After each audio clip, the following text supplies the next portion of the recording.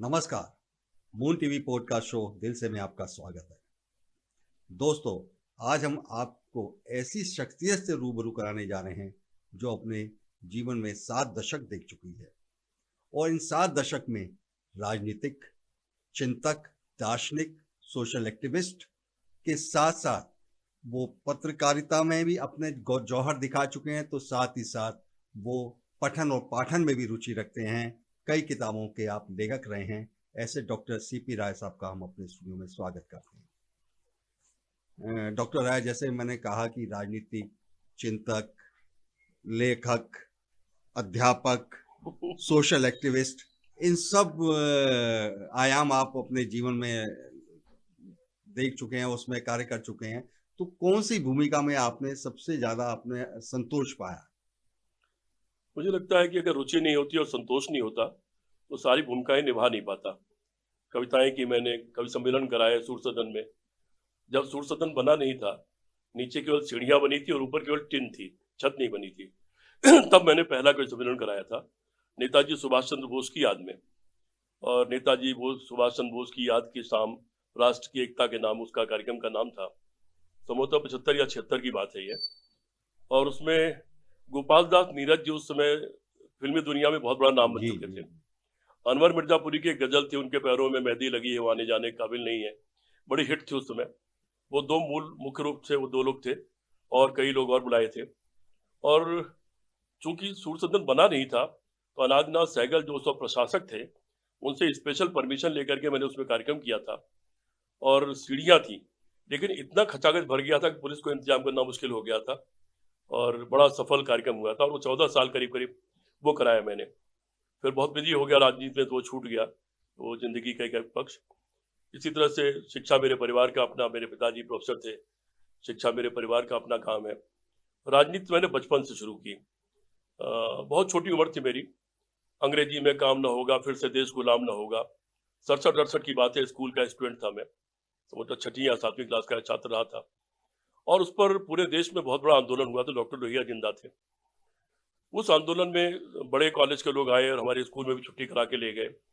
और जो ये नारे लग रहे थे, नारे बड़े अच्छे लगे और मैं भी बस्ता टांग करके उनके साथ चल दिया। राजामंडी में लाठीचार्ज हो गया, 2-3 डंडे मुझे भी पड़ गए, लेकिन शायद स्कूली बच्चे की ड्रेस पहने हुआ था इसलिए छोड़ दिया गया। और मैं घर आया तो फिर माँ को हल्दी लगानी पड़ी। वहाँ से फिर राजनारायण जी एक बार आगरा आए तो मेरे घर आए। मेरे पिताजी उनसे जुड़े हुए थे और वो घर आए और वहाँ से फिर शुरुआत हो गई समाजवादी आंदोलन में लगातार। और तब से फिर मुड़ कर नहीं देखा और वो फिर राजनीति का हिस्सा बन गया।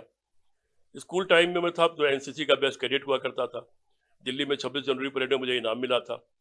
पैराशूट जंप जब पहली बार एनसीसी के लोगों के लिए शुरू हुआ था पूरे देश में, तो पहले बार के पैराशूट ट्रेनिंग का मैं पार्ट था, तो एनसीसी में भी अच्छा रहा। वाद विवाद प्रतियोगिताओं में हालत ये थी कि मैं जहाँ जाता था तो लोग कहते थे पहला पुरस्कार तो चला गया, अब दूसरे तीसरे की लड़ाई है। कई खेल की टीमों में था, मैं खेलता था, 5 मील 10 मील की रेस दौड़ता था, इनाम भी मिल जाते थे। तो जितने की जिंदगी के जितने आयाम हैं, मुझे लगता है मेरे पिताजी का उस पर बहुत बड़ा असर है। पिताजी जब आजमगढ़ में थे और वहाँ इंटर कॉलेज के प्रिंसिपल थे, तो नाटक भी करते थे, लिखते भी, पढ़ते भी थे, खिलाड़ी भी थे, सभी कुछ थे। और वो उनका कहना ये था कि ज़िंदगी में सभी कुछ काम करना चाहिए। और ठीक है, मास्टर ऑफ नन आपको कह सकते हैं, लेकिन मास्टर तो किसी एक चीज़ में होना पड़ेगा। लेकिन जो भी छात्र जीवन में आपको चीज़ें करने को मिले, सब करना चाहिए। तो शायद उसी का असर था कि वो सब करता चला गया मैं। आपकी एक पुस्तक संसद और विपक्ष को संसदीय पुरस्कार मिल चुका है, लेकिन हम विगत वर्षों में देखने में आ रहा है कि विपक्ष संसद की कार्यवाही को निरंतर बाधित करता रहा है और अभी हाल ही में प्रधानमंत्री राष्ट्रपति के अभिभाषण भी का जवाब भी नहीं दे पाए। और ऐसा ही 2004 में तत्कालीन प्रधानमंत्री मनमोहन सिंह के साथ भी हुआ था। तो क्या वजह है कि जो लोकसभा में पहले तो जो ये मेरी किताब है, दरअसल मैंने 2 पीएचडी किया है, 3 एमए किया है, 2 पीएचडी किया है, एक एजुकेशन में, एक पॉलिटिकल साइंस में। मेरी पॉलिटिकल साइंस की जो पीएचडी थी वो ये विषय था। और इसमें यद्यप गाइड तो मेरे मिसेस जैन थी यहाँ की, क्योंकि टीचर ही गाइड होता है, लेकिन मजलूमैन जी जिंदा थे जो संसद की बहुत बड़ी हस्ती माने जाते हैं। मैं उनके पास चला जाया करता था और वो मुझे उससे संबंधित तमाम बातें बताते थे। यहाँ तक बताते थे कि संसद की लाइब्रेरी में किस नंबर पर कौन सी किताब मिलेगी। इतने बड़े ज्ञाता थे वो। और रवि रे साहब उस जमाने में स्पीकर थे लोकसभा के, वो हम लोगों से जुड़े हुए थे। तो उनके पास जाकर के मैं लिख के दे देता था कि मुझे ये चीज़ चाहिए, तो रेफरेंस सेक्शन से सबकी फोटो स्टेट मिल जाया करती थी। तो उसका परिणाम ये हुआ कि पीएचडी इतनी अच्छी और हो गई कि डॉक्टर सुभाष कश्यप, जो बहुत बड़ा नाम है देश का, संविधानविद है बहुत बड़े, बिल्कुल बिल्कुल। उनके साथ मुझे भी ये पुरस्कार संसद से मिला, संसदीय पुस्तक पुरस्कार। वही पीएचडी मेरी किताब के रूप में पब्लिश हो गई थी, उसको पुरस्कार मिला। अब जहां तक आप दूसरा सवाल पूछ रहे हैं कि सब जो चीजें हो रही हैं, ये देखिए कि संसद की कार्रवाइयों का क्या स्तर हुआ करता था। क्योंकि मैंने उस पर पीएचडी की है तो संसद की कार्रवाई को पढ़ा बहुत है, और पुराने जमाने से लेकर बाद तक पढ़ा है, क्योंकि रेफरेंस में यद्यपि मेरी पीएचडी 80 से 84 के संसदीय कार्य के लिए थी, लेकिन रेफरेंस में उसमें सारे संसदीय जो कार्य थे उनका जो वर्ष था उसका रेफरेंस देना पड़ता है या उसको पढ़ना पड़ता है, तभी पीएचडी पूरी हो पाती है। तो पढ़ा है मैंने। तो क्या उसका उच्च स्तर हुआ करता था, कितनी तैयारी के साथ लोग आते थे, एक से एक बड़े दिग्गज लोग हुआ करते थे जिनका बड़ा नाम था संसदीय कार्रवाई। मधुलिमय जी का तो मैंने नाम ले लिया। धीरे धीरे उसमें क्षरण होता जा रहा है। अभी भी बहुत से नाम ऐसे हैं जिसको पूरा देश जानता है, जो लोग तैयारी करके आते हैं, बोलते हैं, और उनको लोग सुनते ही नहीं है, बल्कि यूट्यूब पर उनके भाषणों की जो क्लिप आती है वो लाखों करोड़ों में देखी जाती है। इस तरह के लोग अभी हैं। लेकिन क्या होता है कि खोटा सिक्का अच्छे सिक्के को चलन से बाहर कर देता है, ये बड़ी पुरानी कहावत है। तो जो कुछ चंद लोग हैं जो पढ़ लिख के आते हैं, तैयारी करके आते हैं, जिनसे सीख करके बाकी संसदीय कार्य में लगे हुए लोगों को और सांसदों को खुद भी वैसा बनने की कोशिश करनी चाहिए। उसके बजाय ये शोर शराबा और तू मैं में उनकी आवाज भी दब जाती है। लेकिन उसके बावजूद उनकी जो प्रतिभा है, उनका जो ज्ञान है, वो निकल करके बाहर आता है और उनको हम आप दोनों देखते हैं। ये दुर्भाग्यपूर्ण है। पर मैं चूंकि राजनीति शास्त्र का विद्यार्थी हूँ, इतिहास का विद्यार्थी रहा हूँ, अर्थशास्त्र का विद्यार्थी रहा हूँ, लॉ का, जर्नलिज्म का, सभी का विद्यार्थी रहा हूँ, शिक्षा का। मेरा मानना यह है कि दुनिया के कोई भी देश हो, आप किसी को देख लीजिए, अमेरिका को देख लीजिए, गोरे और कालों की लड़ाई लंबे समय तक चली। मार्टिन लूथर किंग को शहीद होना पड़ा, और बहुत दिनों बाद एक काला वहां पर राष्ट्रपति बन पाया। महिला राष्ट्रपति वहां आज तक नहीं बन पाई। इंग्लैंड में आप देख लीजिए, कंसिलियन मूवमेंट चला, राजा और पोप की लड़ाई चली 150 साल तक, उसमें लुई फिलिप भी मारे गए और बड़ा बुरा हाल था। और उसके बाद फिर वर्तमान इंग्लैंड आपको दिखलाई पड़ता है। फ्रांस में देख लीजिए, देगाल के आने के पहले तक एक एक घंटे में दो प्रधानमंत्री हो जाते थे, दो सरकारें एक एक घंटे में काम कर रही होती थी, और बहुत बुरा हाल था। देगाल के आने के बाद फ्रांस बना। तो दुनिया की जो देश होते हैं, देशों की जिंदगी में साल कुछ सेकंड के बराबर होते हैं। भारत जो सैकड़ों साल गुलामी के बाद आजाद हुआ है, उसके लिए 70-75 साल 70-75 सेकंड के बराबर है।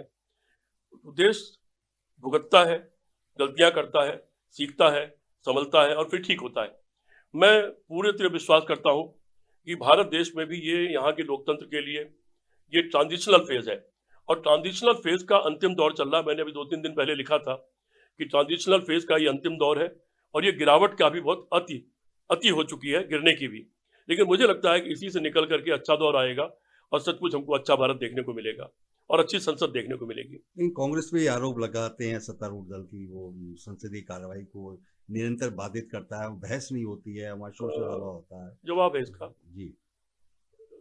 आपको ध्यान होगा कि 2 लोगों के मामले में संसद नहीं चली थी। एक शर्मा जी हिमाचल वाले, जो मंत्री रहे थे, जिनके घर में बाद में 2 करोड़ रुपए पाए गए थे, नाम मैं भूल रहा हूँ शर्मा जी का। जी जी। और दूसरे पवन बंसल साहब, जो रेल मंत्री रहे थे। उन दोनों के सवाल पर इसी भारतीय जनता पार्टी ने 1-1 महीने संसद नहीं चलने दी थी। और यही सवाल जब आप जैसे पत्रकारों ने उस समय पूछा था अरुण जेटली से या सुषमा स्वराज से, तो उन्होंने कहा था यही हमारा हथियार लोकतंत्र का, लोकतंत्र इसी से मजबूत होता है, और ये हमारा हथियार, हम तो इसका इस्तेमाल करेंगे। तो निश्चित तौर पर जब सुनवाई सरकार में ना हो रही हो तो बोलना पड़ता है।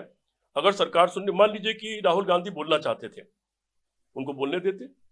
अगर कोई चीज असंसदीय होती, कोई चीज मर्यादा के खिलाफ होती, तो जैसे आप तमाम चीजें काट देते हैं, उसको आप स्पंज कर देते, तो निश्चित तौर पर प्रधानमंत्री का भी भाषण हुआ होता।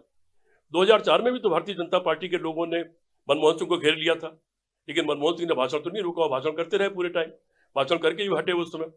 उस वक्त ऐसा नहीं हुआ प्रधानमंत्री भाषण न कर पाया हो, भाषण किया उन्होंने, घेरे रहे, हल्ला करते रहे, तो अपना भाषण पढ़ते रहे। तो दोनों तरफ से होता है, और सदन चलाने की जिम्मेदारी विपक्ष की नहीं होती, सदन चलाने की जिम्मेदारी सत्ता पक्ष की होती है। इसीलिए एक संसदीय कार्य मंत्री होता है जो दोनों के बीच में पुल का काम करता है, और लोकसभा अध्यक्ष की होती है। लोकसभा अध्यक्ष अगर वो निष्पक्ष हो जाए तो संसद की कार्रवाई कभी भी बाधित नहीं हो सकती है। निश्चित तौर पर ये बाधित होती है तो बहुत सारी जनता के काम रुक जाते हैं, जनता की बहसें रुक जाती हैं। लेकिन जब सत्ता मदान्ध हो जाए तो विपक्ष के पास भी इसके अलावा कोई चारा नहीं बचता कि वो अपनी वहां, जब उनको नहीं बोलने दिया जाता, शोर शराबा भी करते हैं, तो उस बहाने देश में और जनता में चर्चा होती है, उस चर्चा के बहाने उनकी बातें पहुंच जाती हैं। अब चाहे राहुल गांधी को नहीं बोलने दिया, लेकिन उन्होंने बाहर निकल के कहा कि 2 मुद्दे हैं, एक अडानी है और एक एप्स्टीन है। अब वो प्रधानमंत्री जी कंप्रोमाइज्ड है, तो उन्होंने इससे अधिक कुछ नहीं बोला। जो चाहो वो करो, जो संभव वो, जो उचित समझो वो करो, इस तरह के डायलॉग से। लेकिन आम जनता में, जमीन तक, लोगों तक बात पहुंच गई कि कुछ न कुछ गड़बड़ है। तो विपक्ष का काम ही होता है कि सत्ता पक्ष को कटघरे में खड़ा करे, उसको गलती करने से रोके और दोनों एक दूसरे के पूरक बने। आप समाजवादी पार्टी के संस्थापक महामंत्री रहे हैं, पहले जनता दल, फिर चंद्रशेखर जी की सपा का जो विभाजन का आप जिम्मेदार किसे मानते हैं? आपने बड़ी राजनीतिक को बड़ी नजदीकी से देखा है। देखिए, विभाजन तो 2 तरह का हुआ। पहला तो ये हुआ कि जब जनता दल बना तो विश्वनाथ प्रताप सिंह बोफोर्स के नाम पर एक कागज लहराते हुए बाहर आए थे और उन्होंने कहा था, मेरे पास ये कागज है, जो ही सरकार बनेगी मैं जेल भेज दूंगा राजीव गांधी को, और मेरे पास सारे खाते के नंबर हैं। हम लोग भी उनके झांसे में आ गए थे, जिसका मुझे बड़ा अफसोस है, और हमने भी उनका वो भाषण देना शुरू कर दिया। खैर, फिर उसके बाद तमाम विश्वनाथ प्रताप सिंह के इर्द गिर्द तमाम विपक्ष के लोग इकट्ठे हो गए, जनता दल बन गया और भारतीय जनता पार्टी के साथ समझौता हो गया और सरकार का, राजीव गांधी जैसे साफ सुथरे इंसान की सरकार गिर गई, एक सरकार बन गई। सरकार बनने के बाद, प्रधानमंत्री बनने के बाद, और उसके बाद इतने साल फिर विश्वनाथ प्रताप सिंह जिंदा रहे, लेकिन वो फोर्स के कागज उनके जेब से फिर कभी निकल नहीं पाए कि मुलायम सिंह के पास दिल्ली में रहने को घर नहीं था। 1991 में हम लोग बहुत बुरी तरह चुनाव हार गए थे, सरकार में थे, लेकिन केवल 29 एमएलए आए और केवल 4 एमपी आए, चंद्रशेखर समेत। मुलायम सिंह जी थोड़े निराश हो गए थे और वो इस चक्कर में थे कि अयोध्या कांड के बाद की बात है, वो ये कहते थे कि अब साल 6 महीने हम लोग को चुप रहना चाहिए, जनता बहुत खिलाफ हो गई है। मेरा मानना था कि चुप रहना ठीक नहीं है, हमको अपने स्टैंड पे कायम रहना चाहिए।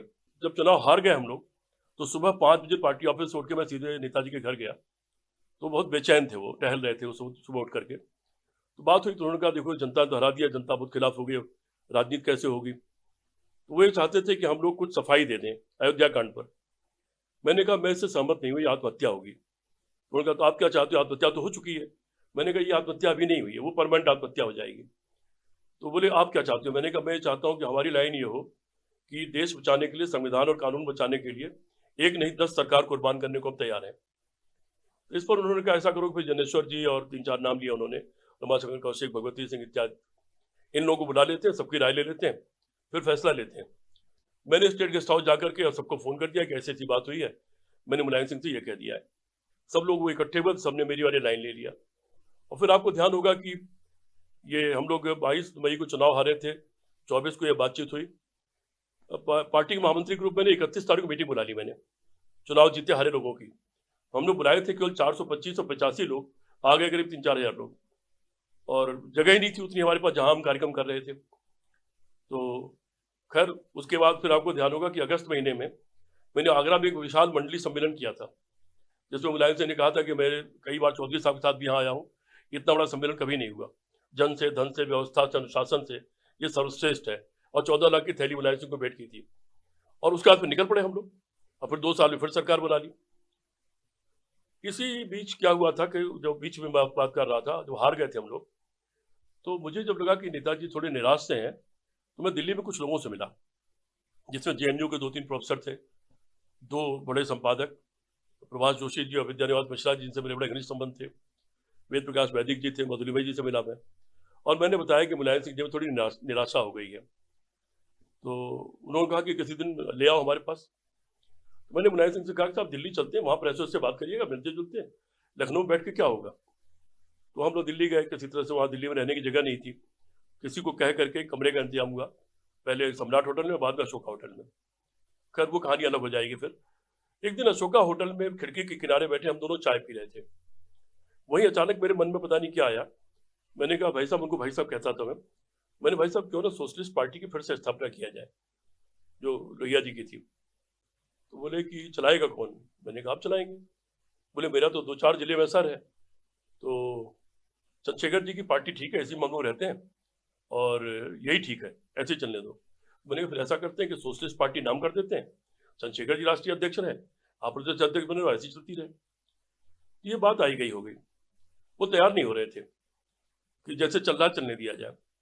एक दिन जनेश्वर मिश्रा जी का घर, हम लोगों का परिवार का घर था, उनके घर पर कपिल देव सिंह जी भी आए थे, जो बिहार के बहुत बड़े लीडर थे, आज स्वतंत्रता सेनानी थे, इलाज के लिए। तो वहाँ खाना खाते मैंने उन दोनों से जिक्र किया कि ऐसा ऐसा हमने मुलायम सिंह को कहा है और वो तैयार नहीं हो रहे हैं।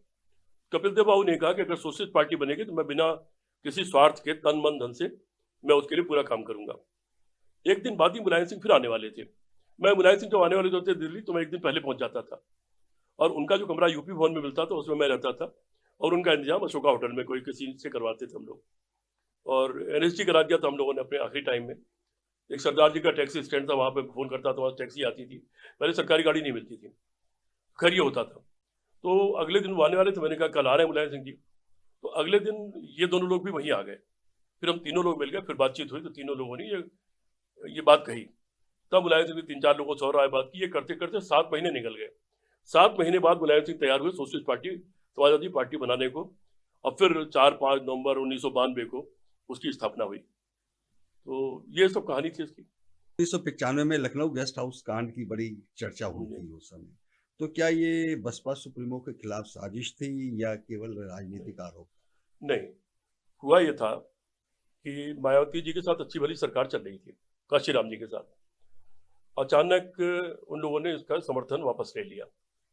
समर्थन वापसी से नाराज कार्यकर्ताओं ने, होता है ना जैसे यहाँ पर आप कलेक्ट्री घेर लेते हैं या किसी नेता का घर घेर लेते हैं। मैंने विकल जी का घर घेर लिया था, सत्यप्रकाश विकल जी 3 विभाग के मंत्री थे, उनका घर घेर लिया था मैंने। तो मेरे ऊपर किसी ने मैं उनको मारने तो नहीं गया था, हम बाहर जिंदाबाद मुर्दाबाद करते रहे हम।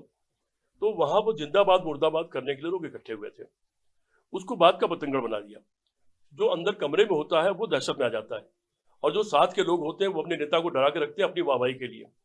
तो वो एक गलतफहमी पैदा हुई कि लोग आपको मारने आए हैं। कोई मारने नहीं जाता किसी नेता को, नेता के खिलाफ, प्रशासनिक अधिकारी के खिलाफ जिंदाबाद मुर्दाबाद होती है, ये परंपरा है पूरी, सिर्फ उतना था। और वो बात का बतंगड़ बना दिया गया। भाजपा के द्विवेदी जी आ गए, उन्होंने फोन कर दिया गवर्नर हाउस, और फिर ये हुआ कि नहीं तो मारने आए हुए लोग बात, लेकिन उसमें कोई, उस बात में कोई दम नहीं था। मुलायम सिंह के जीवित रहते हुए शिवपाल और अखिलेश के बीच टकराव का मुख्य कारण क्या केवल उत्तराधिकार की लड़ाई थी? नहीं, उत्तराधिकार की लड़ाई कभी थी ही नहीं। शिवपाल जी उत्तराधिकार के लाइन में कहीं थे ही नहीं। उत्तराधिकारी तो अखिलेश यादव को ही बनना था, और उत्तराधिकारी तो ऑलरेडी तय हो गया था। जब मुख्यमंत्री पद की शपथ दिला दी गई तो ये तो तय हो गया कि मुख्यमंत्री जो होगा वो उत्तराधिकारी होगा, होना भी उन्हीं को था। योग्यता भी अखिलेश यादव में है। ये गलतफहमियां हैं। अब अगर कोई आदमी किसी से ये कह दे कि राजस्थान के फला झील में और एक नाव पर बैठे हुए शिवपाल और अमर सिंह साजिश कर रहे हैं, तो उससे सवाल पूछा नहीं जा सकता कि झील में जब वो साजिश करके बात कर रहे थे तो आपने सुन कैसे लिया? नाव के अंदर चल रहे थे।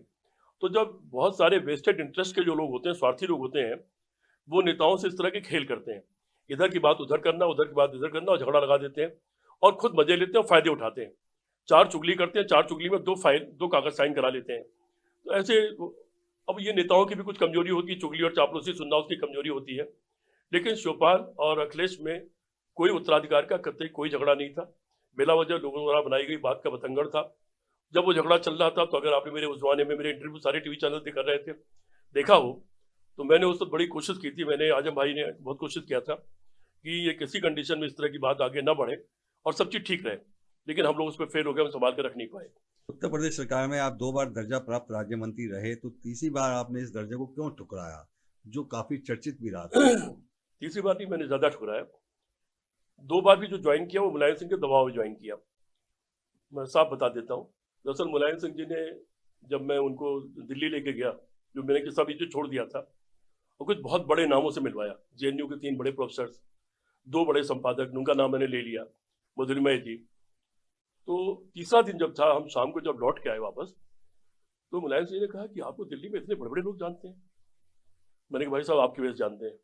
बोले बना रहे हो, मेरा तो कोई परिचय नहीं, मुझे तो इसलिए जानते हैं मैं मुख्यमंत्री रहा हूँ, लेकिन आपसे तो घरेलू संबंध इन सब लोगों का इतना खास संबंध है।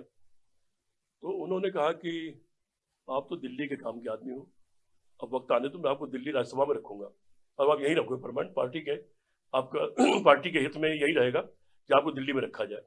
ये उन्होंने कहा। मैंने सोचा भी नहीं था राज्यसभा जाना मेरे दिमाग में नहीं था। राज्यसभा नहीं हुई। बाद में प्रोफेसर साहब चले गए, उनके चुनाव में लोग कम पड़ रहे थे, 2 एमएलए में तोड़ के लाया जनता दल से। फिर मैंने ही राय दिया कि आप काशीराम कानपुर आ रहे हैं, उनसे मिल लीजिए। मेरी किताब आ रही है, उसमें किस्से हैं सब। और फिर रामगोपाल जी चुनाव जीत गए। उसके बाद फिर मौका आया, फिर चला गया। फिर बाद में स्थिति आई कि उन्होंने मुझे मंत्री का दर्जा दे दिया। मैंने उनसे ऐतराज़ किया, मैंने कहा ये तो कुछ नहीं होता है, मेरे जो क्षमता है, जो मैं समझता हूँ मुझे काम करना चाहिए, आपने वादा किया था राज्यसभा कि मुझे राज्यसभा भेजिए, वहाँ पे मैं अपनी क्षमता का उपयोग करके दिखाऊंगा।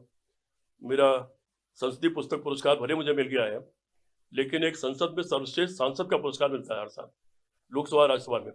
मैंने कहा मेरी इच्छा वो पुरस्कार पाने की है और मैं वो करके रहूंगा। हमारी पार्टी के दो लोगों को मिला था, मोहन सिंह को और ब्रजभूषण तिवारी को, और दोनों ही मेरे धारा के लोग थे, घनिष्ठ मित्र थे मेरी धारा के लोग थे, वो सोशलिस्ट चिंतन वाले लोग थे लोग। तो मुलायम सिंह का इस बार तो नहीं हो पाया, अगली बार करेंगे। तो खैर उनके दबाव में मुझे ज्वाइन करना, कई दिन बाद ज्वाइन किया था मैंने।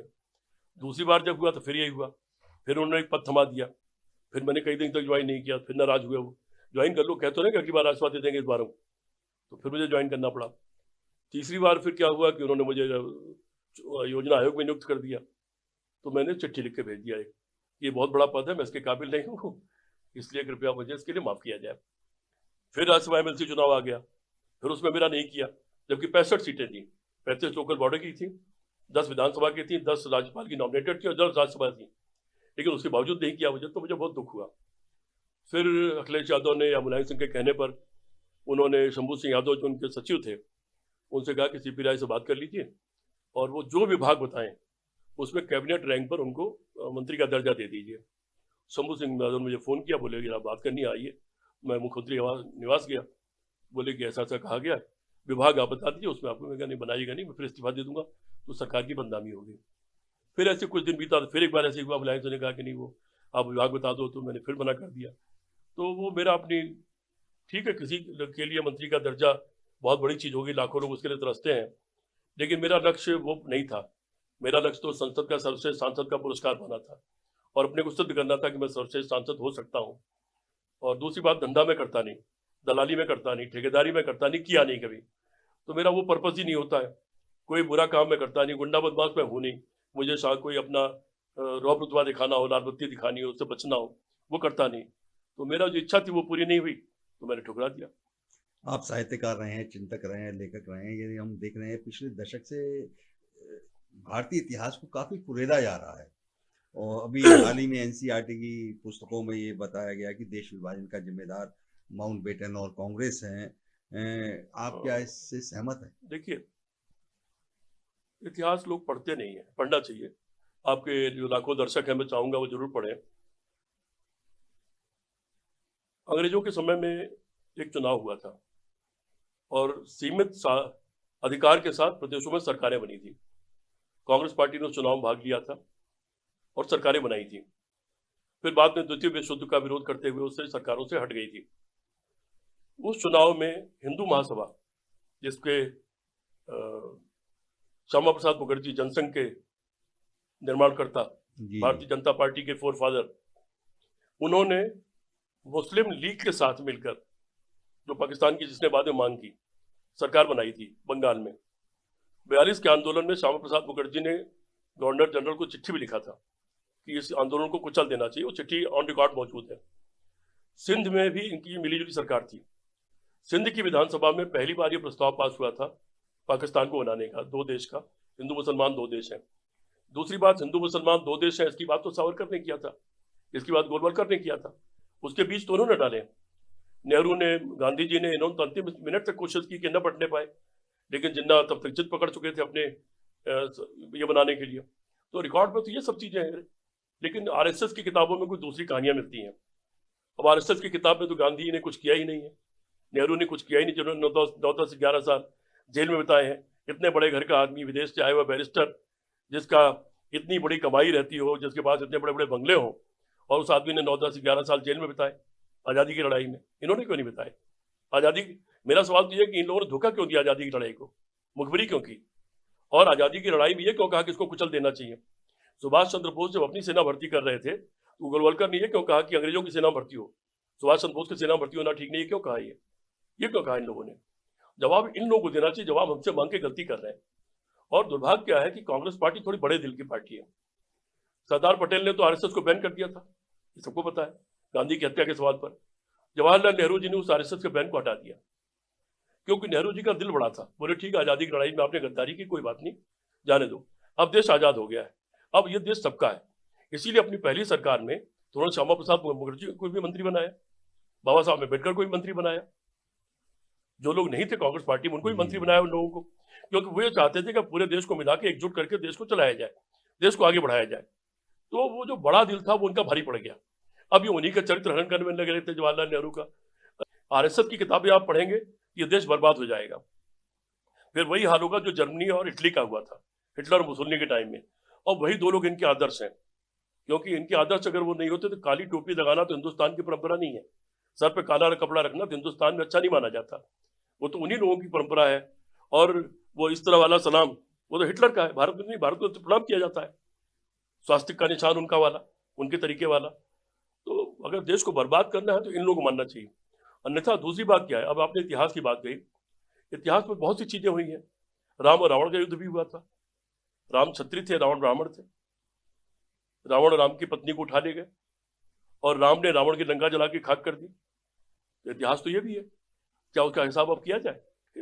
हिंदुस्तान को यू टर्न करके कहीं और ले जाने की कोशिश हो रही है, आदिम युग में ले जाने की कोशिश हो रही है।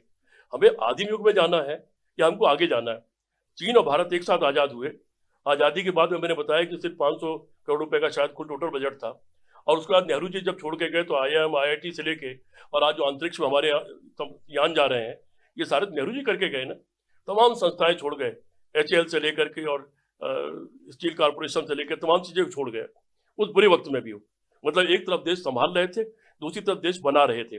किन किन चीजों की जरूरत है, भागना नंगल बात बना रहे थे। तो बनाने का नाम सरकार है, बनाने का नाम राजनीति है। इसलिए बनाने की बात करनी चाहिए। क्या चुनौतियां आने वाले समय में है? आज चीन का मुकाबला हम लोग करने की स्थिति में नहीं है। हमारे विदेश मंत्री ने कहा कि चीन बड़ी अर्थव्यवस्था, उससे हम लड़ नहीं सकते। क्या बड़ी अर्थव्यवस्था? तो हम उसके हजारों वर्ग मील अपनी जमीन दान देंगे उसको, जो दे दिया हमने इस दौरान। लेकिन फिर सवाल है कि हम वो काम क्यों नहीं कर रहे हैं? एक व्हाइट कॉलर जॉब होता है, ब्लू कॉलर जॉब होता है। ब्लू कॉलर का मतलब है इंडस्ट्री में काम करना। औद्योगिकरण अगर नहीं होगा, अभी आप देख रहे हैं कि AI आ गया है। दर्शकों को समझना चाहिए, जो बच्चे पढ़ने लिखने वाले हैं मेरी बात को वो समझे। AI आ गया है। AI से अभी आप क्या करो कि अगर आप वकील हो, आप वकालत नहीं भी जानते हो, AI में आप खाली ये डाल दो कि ये केस ये हुआ, ऐसा हुआ, वैसा हुआ, कृपया केस बना दें, वो बना के दे देता है। AI से आप दवाइयाँ पूछ लो। तो AI जब बहुत तेजी से बढ़ेगा तो व्हाइट कॉलर जो जॉब है, जो IT वगैरह में, आज भारत के पास जो रोजगार वो खाली इसी में तो है, सर्विस सेक्टर में। सर्विस सेक्टर के रोजगार बहुत तेजी के साथ छिनेंगे। अभी भी आप देख रहे होंगे कि कभी कोई कंपनी इसने इतने हजार निकाल दिए, इतने हजार निकाल दिए। आने वाले समय में ये तेजी से बढ़ेगा, फिर क्या होगा? इसलिए जरूरी है कि इंडस्ट्रियलाइजेशन बढ़े, औद्योगिकरण बढ़े, उत्पादन बढ़े। यदि हम बात करें, हम संसदीय कार्रवाई को देखते हैं तो सत्तारूढ़ दल के नेता, चाहे वो कांग्रेस के नेता राहुल गांधी हों या प्रियंका गांधी हों, उन्हें इमेच्योर बताते हैं। अरे लेकिन ये सोचो ना आप, प्रियंका गांधी का भाषण याद है आपको? हंसते हंसते कैसे धोखे मारा था पूरी सरकार को, हंसते हंसते, और क्या एक शब्द इधर उधर नहीं किया। राहुल गांधी का भाषण देख लीजिए आप, चाहे शंकर भगवान की अभय मुद्रा का रहा हो, या उसके बाद जब उन्होंने अचानक कहा कि अध्यक्ष जी आप ऐसा करिए, मेरा भाषण आप लिख दीजिए, वही मैं पढ़ देता हूँ। तो और मेच्योरिटी आप क्या देखना चाहते हैं? हंसते मुस्कुराते आदमी बिट में बात भी कह दे और बात पहुंच भी जाए, और क्या होता है? एक राहुल गांधी के मारे पूरी सरकार परेशान है। प्रधानमंत्री जी दरवाजे तक आकर के लौट गए कि राहुल गांधी किताब भेंट करेंगे, उससे डर गए और लौट गए, किताब ले लेते आप। अगर 4 महिला सांसदों ने आपको घेर लिया इंदिरा गांधी की बदनामी करने की वजह से, जो इंदिरा गांधी शहीद हो गई देश के लिए, उनके लिए आपने इतने खराब बातें बोली, अगर उन्होंने जाकर के आपको मुर्दाबाद के नारे लगाए, आप उन चारों को बुला लेते कि बताइए क्या शिकायत है, सॉरी मुझसे कोई गलती हो गई हो। और संसद में ऐसा आए दिन होता है कि नहीं मेरी बात कुछ बुरी लगी तो इसको हटा दिया जाए, ये आए दिन होता है, ये पुरानी परंपरा चली आ रही है। आप भी कह देते, क्या फर्क पड़ता था, बड़ा दिल करके कर लेते। भी आएंगे। प्रदेश में योगी सरकार को ये माना जाता है कि योगी सरकार भ्रष्टाचार अपराध पे 0 टॉलरेंस की वो से उपलब्धि बताते हैं। क्या आप सहमत हैं इसमें? आप आगरा में रहते हैं जी, लोग आपको, अच्छा आप तो पत्रकार हैं, तमाम लोग आपसे मिलते होंगे, लोग क्या बताते हैं? पहले थाने में जाने में कितने पैसे में काम हो जाता था, अब कितने में हो रहा है? कचहरी और तहसील में अब कितनों में काम हो रहा है? तो भ्रष्टाचार कम हुआ कि कई गुना बढ़ गया है? किसी की सुनवाई नहीं है। मंत्री MLA से आप फोन करा के देख लो, आपकी सुनवाई नहीं है। ऐसी सरकार है ये। और कोई बड़ा काम बता दो, कौन सा बड़ा कारखाना लग गया? 8 साल सरकार को हो गया, कोई बड़ा कारखाना लगा हो, सचमुच कोई एम्स बन गया हो। अब आगरा के जिला अस्पताल को आप एम्स का नाम दे दो तो एम्स तो नहीं हो जाएगा ना। आगरा मेडिकल कॉलेज को आप एम्स का नाम दे दो तो एम्स तो नहीं हो जाएगा। एम्स का तो एक मतलब है, उसका एक स्ट्रक्चर है, उसके कुछ अपने मापदंड है। वो पूरा किए बिना खाली तो नाम बदलो, नाम दे दो, यही सब हो रहा है। आप काफी लंबे समय में आगरा में सत्ता के निकट रहे, समाजवादी पार्टी की सरकार रही, तो आगरा के लिए क्या योगदान रहा आपका? देखिए, मेरे बहुत छोटे छोटे मैं साधारण आदमी हूँ। मैं ताज महोत्सव चल रहा है आज, जी। मैं हैंडीक्राफ्ट बोर्ड ऑफ इंडिया का मेंबर था और उसकी हैसियत से मैंने सूरजकुंड देखा और ग्वालियर देखा। अमल कुमार वर्मा जी डीएम थे, उनके सामने मैंने प्रस्ताव रखा कि वो दोनों मिला के हम यहाँ क्यों नहीं कर सकते। तो मीटिंग हुई, मैं भी उसका पार्ट था, एक पीसीएस आदमी को सेक्रेटरी बनाया गया और फिर उस महोत्सव का फैसला हुआ। लेकिन तब तक मेरी सरकार चली गई थी तो उस समय शुरू नहीं हो पाया, कुछ दिन बाद शुरू हुआ वो। अमल कुमार वर्मा जी अभी जीवित हैं। उसमें मैं ये भी चाहता था कि वो जो दिल्ली रोड है उस पर उसका स्थापना की जाए। शुरू में संजय प्लेस खाली पड़ा था, मैं यहाँ से शुरू करना चाहता था और बाद में परमानेंट स्ट्रक्चर में दिल्ली रोड पर चाहता था। उसमें मैं ये भी चाहता था कि ग्वालियर की तर्ज पर यहाँ पर भी सेल टैक्स माफ हो तमाम चीज़ों पर, तो यहाँ पर बाजार लगेगा और तमाम लोगों की आमदनी बढ़ेगी और ये सब चीज़ें होंगी। वो उसका फायदा सैफई को हो गया, सैफई ने उसको लागू कर दिया और वहाँ सेल टैक्स माफ वाला मेला कई साल तक लगा। तो एक तो वो था। दूसरा, अभी ग्रेटर आगरा आपके नाम सुन रहे होंगे। मैं जब मंत्री का दर्जा था मेरा, तो मैंने एक मीटिंग बुलाई थी, भटनागर साहब कमिश्नर थे, उनसे मैंने कहा कि मीटिंग चाहता हूँ सारे विभागों की। तो सारे विभागों के अध्यक्षों की मीटिंग हुई, भटनागर साहब भी मौजूद थे मेरी अध्यक्षता में। उसमें मैंने ग्रेटर आगरा का एक प्लान दिया जिसमें आईटी सेक्टर, इंडस्ट्री उद्योगों का इलाका, शहर के सारे दफ्तर जो शहर संबंधित नहीं है उनको ले जाना, उसके अलावा इंस्टीट्यूशनल इलाका और रेजिडेंशियल इलाका, इस तरह से अलग अलग भाग में 6 भागों में बांट करके और नदी का इस्तेमाल करते हुए एक बहुत व्यापक योजना है। आपको उस पर एक अलग से बात करिए तो मुझे लगता है कि लोगों को पता लगेगा। मैंने आपको कागज भेज दिया, उसको आप जी जी देखिएगा। जी। और फिर वो प्रस्ताव पास करके यहाँ से लखनऊ चला गया और आलोक रंजन जी चीफ सेक्रेटरी थे, उनसे मेरी बात हुई, उन्होंने स्वीकार कर लिया उसको। मुख्यमंत्री के साथ मीटिंग नहीं हो पाई, वो पास नहीं हो पाया, लेकिन वो पाइपलाइन में चला गया था। फिर मैं नहीं रहा, तो अब जिस रूप में मैं चाहता था कि एक व्यापक 20-25 साल की योजना थी मेरी, एक नया शहर बसाने की योजना थी और बड़ा ही व्यवस्थित और सुनियोजित ग्रेटर नोएडा की तरह से, वो नहीं हो पाया। अब वो सिर्फ ग्रेटर आगरा के नाम पर एक छोटी सी टाउनशिप बनाई जा रही है। अच्छा होता कि मेरी योजना जो कि त्यों लागू कर ली जाती। अभी भी वर्तमान कमिश्नर हमारे दोस्त हैं, मैं उनसे मिलूंगा और मैं चाहूंगा कि मेरी उस योजना को एज इट इज लेके वो सरकार में परस्यू करें और उसको कर दें। तो दूसरा ये रहा। इसके अलावा छोटे छोटे कुछ काम मैंने किए हैं। एक जमाना था, आपको ध्यान होगा कि लॉटरी से लाखों परिवार बर्बाद जी हो रहे थे, जी जी लोग आत्महत्या से करने लगे थे। जी। मेरे दिल ने मुझे धिक्कारा और मैंने फिर लॉटरी फाड़ो अभियान शुरू किया, लाखों रुपए की लॉटरी फाड़ दी। मुझे धमकी दी गई जान से मार देने की, मुझे 5 लाख रुपए का लालच दिया गया, लेकिन मैं झुका नहीं। और फिर हालत ये हो गई थी शहर में, मैं अगर झूठ मूठ में किसी से निकल जाता तो लॉटरी वाले दुकान बंद करके भाग जाते थे। उसके आप लोग गवाह हैं, सब आप लोग। फिर तब तक मुलायम सिंह की सरकार बन गई। मुलायम सिंह उस वक्त सरकार की अच्छी खासी लॉटरी से आमदनी थी। मैंने मुलायम सिंह के सामने फिर प्रस्ताव रखा कि जब मैंने इसके खिलाफ अभियान चलाया है, अब अगर सरकार बनने में लॉटरी बिकेगी तो मैं क्या मुंह दिखाऊंगा। मुलायम सिंह जी ने बिना 1 मिनट देरी किए हुए तत्काल फैसला लिया और उत्तर प्रदेश में लॉटरी बैन कर दी।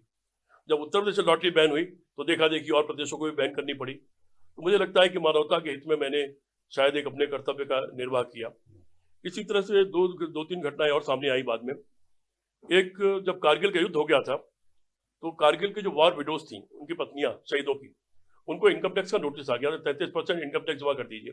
अटल जी की सरकार थी, तो आप लोग भी शायद शामिल रहे होंगे। मैंने शहीद स्मारक से लेके कलेक्ट्रेट तक एक जुलूस निकाला था। राजनीतिक जुलूस नहीं था, पार्टी का नहीं था, वो पहचान के नाम पर। उसमें सब कवि, लेखक, पत्रकार, प्रिंसिपल, ऐसे लोग थे उसमें, टीचर्स, वही लोग थे। शशिशेखर जी जो अब हिंदुस्तान के चीफ एडिटर हैं, उस वक्त तो आज तक के वो थे, उनको मैंने बताया कि मैं ऐसा ऐसा एक काम कर रहा हूँ। उन्होंने आज तक की एक टीम भेज दी थी और उस टीम ने फिर 24 घंटे उसको चलाया था और आप लोगों ने भी बहुत जी व्यापक पैमाने पर उसको दिखाया था, आप लोगों ने सबने।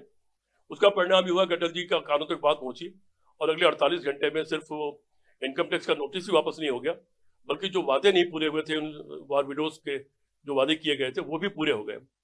लेकिन फिर मेरी 1-2 मांगे और थी। एक तो था कि हमारा मानना यह था कि 1965 या 71 के वॉर प्रिजनर, बहुत से जो मतलब कैदी हैं युद्धबंदी, वो पाकिस्तान की जेलों में है। उनके परिवार बड़े परेशान थे, उसमें आगरा का एक परिवार भी था। तो उनके परिवारों के लोग मुझे मिले, मैंने एक दिन प्रेस कॉन्फ्रेंस किया और फिर मैंने कहा कि मुशर्रफ साहब, अगर आप बात करने आ रहे हैं तो हमारे कैदियों को छोड़ के आइए, उनको लेके आइए और दूसरे कारगिल पे खेद व्यक्त करिए, वरना मैं उस दिन आपका विरोध करूंगा। जिस दिन मुशर्रफ और वाजपेयी जी की वार्ता शुरू हुई तो पूरे शहर में कर्फ्यू था, लेकिन उसी इलाके में कहीं से अचानक मैं एक बड़ा बैनर जो मेरा था उसको लेके निकल लिया। आरपी सिंह जो एसपी थे उन्होंने देख लिया कि मैं निकला हूँ, और मीडिया को कहीं से पता लग गया था। मीडिया ने अमर होटल की छत पर अपने कैमरे लगा लिए थे कि किसी तरफ से निकलेंगे इधर उधर से वो। तो एक साइड से हम निकल लिए नारे लगाते हुए। चूंकि सन्नाटा था और कर्फ्यू था तो नारे जोर जोर से गूंज रहे थे। हम गिनती के 7-8 लोग थे कुल टोटल।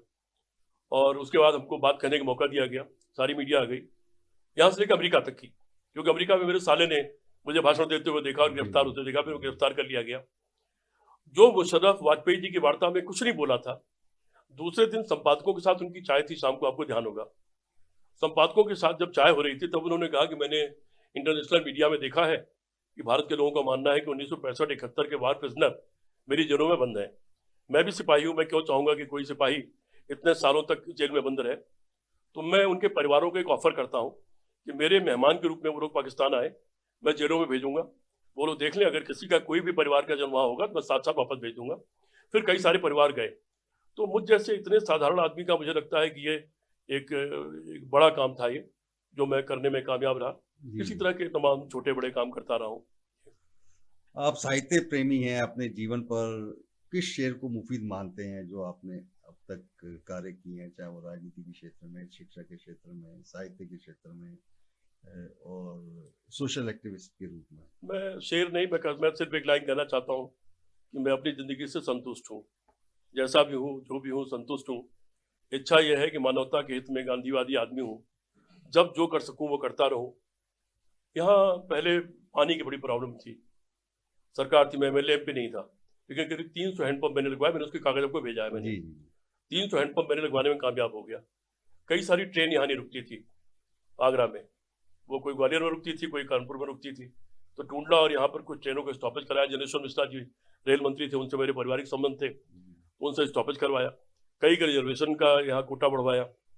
यहाँ पर पहले टेलीफोन एक्सचेंज पुराने जमाने वाला था, पहला इलेक्ट्रॉनिक एक्सचेंज जनेश्वर मिश्रा जब संचार मंत्री थे तो मैं लेके आया, जो संजय प्लेस में लगा, क्योंकि डीएमटी ने कहा कि आप फोन आपको बार बार खराब हो जाता है, थोड़ी सी किट आ गई है उसकी इलेक्ट्रॉनिक एक्सचेंज की, आप मंत्री जी से कह देंगे तो यहाँ आगरा के लिए मिल जाएगी। मैं गया और मिला, मैं करा के ले आया, तो वो कराने में मैं कामयाब हो गया। इसी तरह से छोटा छोटा, अपना छोटा आदमी छोटे मोटे काम करता रहा, और जो आगरा शहर के लिए कर सकता था वो करता रहा। अभी भी उम्मीद करता हूँ कि अगर वक्त मिले, कोई ताकत मिले, भगवान कोई ताकत दे, या जब जहाँ मौका लगे तो जो कर सकूँ वो करूँ। एमएलए हूँ या ना हूँ, एमपी हूँ या ना हूँ, नागरिक तो हूँ। जी जी जी। मित्रों, हमने डॉक्टर सीपी राय, जो एक राजनेता हैं, चिंतक हैं, सोशल एक्टिविस्ट हैं, शिक्षक हैं, साहित्यकार हैं, उनके जीवन के अनछुए पहलुओं को आपके सामने रखा। आपने अपने अमूल्य समय दिया अपनी दिनचर्या में से, इसके लिए हम आपके आभार व्यक्त करते हैं। और फिर मुलाकात होगी आपसे, तब तक के लिए आज्ञा दीजिए, नमस्कार।